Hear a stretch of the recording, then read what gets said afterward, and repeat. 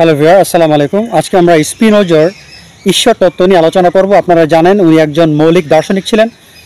1632 সালে তিনি নেদারল্যান্ডে জন্মগ্রহণ করেছিলেন। তার আয়ুষ্কাল ছিল মাত্র 44 বছর। আপনারা জানেন যে মহান দার্শনিক আইনস্টাইন থেকে শুরু করে অনেকেই স্পিনোজার দর্শনে ইনফ্লুয়েসড হয়েছিলেন। আইনস্টাইনের খ্যাতি যখন সারা বিশ্বে ছড়িয়ে পড়ে, তখন এক পর্যায়ে একজন সাংবাদিক আইনস্টাইনকে জিজ্ঞাসা করেন, আপনি কি ঈশ্বরে বিশ্বাসী ছিলেন? আপনি কি ঈশ্বরে বিশ্বাসী? তখন আইনস্টাইন বলেছিলেন, আমি প্রচলিত ঈশ্বরে বিশ্বাসী নই, তবে আমি স্পিনোজার ঈশ্বরে বিশ্বাসী। তা চলুন আজকে আমরা আলোচনা করব অ্যাকচুয়ালি ঈশ্বর বলতে স্পিনোজা কি বুঝিয়েছেন। আজকে সেটা আমাদের ভিডিওর প্রতিপাদ্য বিষয়। স্পিনোজার মতে জগতে মাত্র একটি সাবস্ট্যান্স বা সারবস্তু আছে। জগতে কোনোভাবেই দুটি সাবস্ট্যান্স বা দুটি সারবস্তু হতে পারে না। আপনার এই সাবস্ট্যান্স বা সারবস্তুর বৈশিষ্ট্য নিয়ে তিনি যা যা বলেছেন তা হচ্ছে এই সাবস্ট্যান্স বা সারবস্তু নিজেতেই লিপ্ত এবং যার লিপ্ততার জন্য অন্য কোনো কিছুর উপর নির্ভর করতে হয় না। 2 নম্বর বৈশিষ্ট্য হচ্ছে এটি স্বয়ং অস্তিত্বশীল, যার অস্তিত্বর জন্য অন্য কোনো কিছুর উপরে কখনোই কোনোভাবে এটি নির্ভরশীল নয়। স্পিনোজা জোর দিয়ে বলেন একটি সাবস্টেন্স থাকবে, দুটি থাকা সম্ভব নয়। অ্যারিস্টটলের মতে স্পিনোজা কিন্তু কার্যকারণ তত্ত্বে বিশ্বাসী ছিলেন। জগতে প্রতিটি কার্যের একটি কারণ থাকবে, জগতে প্রতিটি কার্যের একটি প্রতিক্রিয়া থাকবে।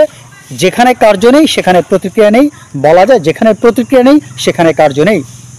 স্পিনোজা তার সাবস্টেন্সের থিওরি এবং কার্যকারণ থিওরিকে একত্রিত করে একটা মহান সিদ্ধান্ত উপনীত হন। সেই মহান সিদ্ধান্তটা কি? চলুন এবার এটাকে আমরা একটু ব্যাখ্যা করার চেষ্টা করব। সেই মহান সিদ্ধান্তটা হচ্ছে, ধরুন একটা বিশাল বড় পাথর আছে। এখন এই পাথরটা কি সাবস্ট্যান্স হতে পারে? না, পাথরটা সাবস্ট্যান্স বা সারবস্তু হতে পারে না।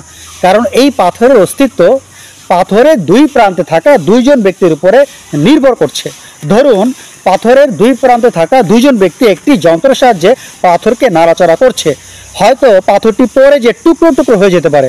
সো পাথরের অস্তিত্ব কিন্তু দুইজন ব্যক্তির উপর নির্ভর করছে। তাহলে পাথর সাবস্ট্যান্স নয়। তাহলে কি দুজন ব্যক্তি সাবস্ট্যান্স বা সারবস্তু? সেটা সম্ভব নয়। অ্যাক্সিডেন্টলি যদি পাথরটিও দুজন ব্যক্তির উপর পড়ে যায় তাহলে দুজন ব্যক্তি পিষ্ট হয়ে যাবে। সো দুজন ব্যক্তির অস্তিত্ব পাথরের উপর নির্ভর করছে। সো ওই দুজন ব্যক্তিও সাবস্ট্যান্স বা সারবস্তু হতে পারে না। আরেকটা এক্সাম্পল বলছি, আমাদের দেহের দিকে আপনারা খেয়াল করেন।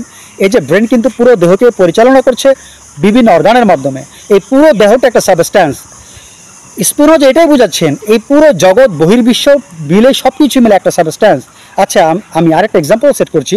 যেমন ধরেন একটা এলাকায় 10,000 লোক বসবাস করে, কিন্তু তাদের অস্তিত্ব, তাদের মৃত্যুটা ডিপেন্ড করে ওই এলাকায় ঝড়ের উপরে। কারণ প্রায় সময় ওই এলাকায় ঝড় হয়। তাহলে ওই এলাকার মানুষগুলো সাবস্ট্যান্স নয়। আবার ঝড় কি সাবস্ট্যান্স? না, কারণ ঝড়ের অস্তিত্ব নির্ভর করছে আহ্নিক গতির কারণ। আহ্নিক গতির কারণ কি? মধ্যাকর্ষণ শক্তি। তাহলে দেখা যায় এই যে মানুষ, এই যে পাথর, এই যে ঝড়, এই যে আহ্নিক গতি, এই যে মধ্যাকর্ষণ, এগুলো কোনোটাই সাবস্ট্যান্স নয়। কেননা এগুলো আরেকটার উপর ডিপেন্ড করছে। স্পিনোজা এটাই বোঝাচ্ছেন এই জগতের সব কিছু মিলে একটা সাবস্ট্যান্স। অর্থাৎ এই ঝড়, এই মধ্যাকর্ষণ শক্তি, এই মানুষ, এই পাথর, এই সব কিছু মিলে একটা সাবস্ট্যান্স। এটা হচ্ছে স্পিনোজার একটা ভাষ্য। তাকে প্রশ্ন করা ছিল যে এই বিশ্ব, এই মহাবিশ্বের বাহিরে এমন কোনো অতি প্রাকৃত কোনো শক্তি আছে বা ঈশ্বর আছে যে এই মহাবিশ্ব যে সাবস্ট্যান্স তাকে পরিচালিত করছে? উনি উত্তরে বললেন না, সাবস্ট্যান্স দুটো হতে পারে না, একটি। তার মানে এই জগৎ, এই মহাজগৎ এবং এই সব কিছু মিলে একটা সাবস্ট্যান্স। তার মানে দুটো চিরন্তন অস্তিত্ব সম্ভব না, একটা চিরন্তন অস্তিত্ব। সো সৃষ্টিকর্তা আর এই জগৎ টোটালি মিলে একটা সাবস্ট্যান্স, এখানে দুটো সাবস্ট্যান্স নয়। এখন যদি দুটো সাবস্ট্যান্স হতো তাহলে একটি আরেকটিকে প্রভাবিত করতো।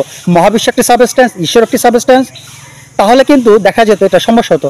ঈশ্বর মহাবিশ্বকে প্রভাবিত করতেন, তাহলে এটার সাবস্ট্যান্স থাকতো না। সো ঈশ্বর এবং মহাবিশ্ব মিলে একটি সাবস্ট্যান্স। আর এই সাবস্ট্যান্সের বৈশিষ্ট্য সেটাই, এটি চিরন্তন অস্তিত্ব, এর অস্তিত্ব অন্য কিছুর উপর নির্ভর নয়। এটি অসীম এবং এটি কারো কিছুর উপরে নির্ভরশীল নয়। এই সাবস্ট্যান্সের জন্ম বা মৃত্যু নেই, এটি অসীম।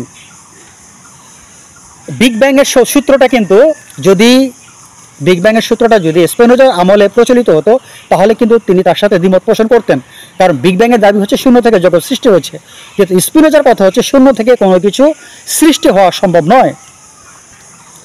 অনেক দার্শনিকগণ চিন্তা এবং বাস্তবতাকে আলাদা মনে করেন। তারা মনে করেন চিন্তা একটা এবং বাস্তবতা আলাদা। বাস্তবতার অস্তিত্ব আছে, কিন্তু অনেকে চিন্তার অস্তিত্বকে স্বীকার করেন না। স্পিনোজা এখানে দ্বিমত পোষণ করেন। স্পিনোজার মতে চিন্তা এবং বাস্তবতা আসলে একটি একক।